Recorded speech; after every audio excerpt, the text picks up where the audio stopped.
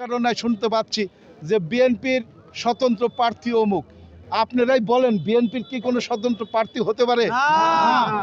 তাহলে এটা ধাপ্পাবাজি, এটা একটা ষড়যন্ত্র, বিএনপির বিরুদ্ধে ষড়যন্ত্র এবং একটা প্রতারণা।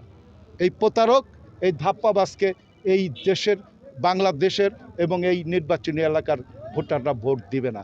আমি আজকে, আপনারা জানেন, স্বাধীনতা উত্তরে 56 বছরে বাংলাদেশের সাধারণ মানুষের অনেক কিছুটা হলে উন্নয়ন হয়েছে।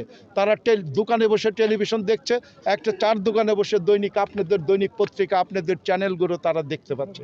সেই চ্যানেল এবং পত্রিকার মাধ্যমে তারা জানতে পারে যে এটা একটা ভুয়া, বানোয়াট এবং বাটপারি, সাধারণ মানুষকে ধোঁকা দেওয়ার মতো একটা বাটপারির আশ্রয় বা একটা ছল ছাতুরির আশ্রয় নেওয়া হয়েছে।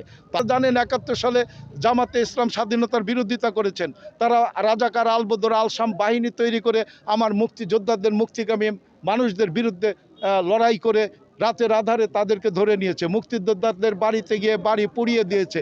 শত শত, হাজার হাজার, লক্ষ লক্ষ এই 7 কোটি মানুষকে তারা হত্যা করার জন্য পরিকল্পনা নিয়েছে। শিয়া বাটার ও ভিটামিন ই সমৃদ্ধ লিলি বিউটি সোপ, তারুণ্যময় উজ্জ্বল ত্বকের জন্য। রিমার্ক। যে দলটি 71 সালে বাংলাদেশি চায়নি, বাংলাদেশের স্বাধীনতার বিরোধিতা করেছে, তারা তৎকালীন 7.5 কোটি মুক্তিকামী বাঙালির বুকে গুলি চালিয়েছে। তারা ক্ষমতায় আসলে কি করবে আপনারা তো এটা বুঝতেই পারেন। আমি তো সেটা ব্যাখ্যাই করেছি। তারা স্বাধীনতার বিপক্ষের শক্তি, আর আগামী নির্বাচনে স্বাধীনতার পক্ষে একটাই মাত্র শক্তি অংশগ্রহণ করতে যাচ্ছে, সেটা হলো জাতীয়তাবাদী দল বিএনপি।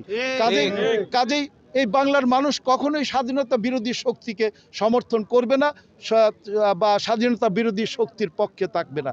মুক্তিযুদ্ধের চেতনায় আগামী নির্বাচনে একটি রাজনৈতিক দল অংশ নিচ্ছে, সেটি বাংলাদেশ জাতীয়তাবাদী দল। কাজেই এই দেশের মানুষ, এদেশের খেটে খাওয়া মানুষ মুক্তিযুদ্ধের চেতনায় গড়ে উঠেছে, মুক্তিযুদ্ধের মূল মঞ্চে গড়ে উঠেছে। কাজে আগামী নির্বাচনে, 12 তারিখের নির্বাচনে তারা মুক্তিযুদ্ধের চেতনার পক্ষে থাকবে বলে আমি বিশ্বাস করি।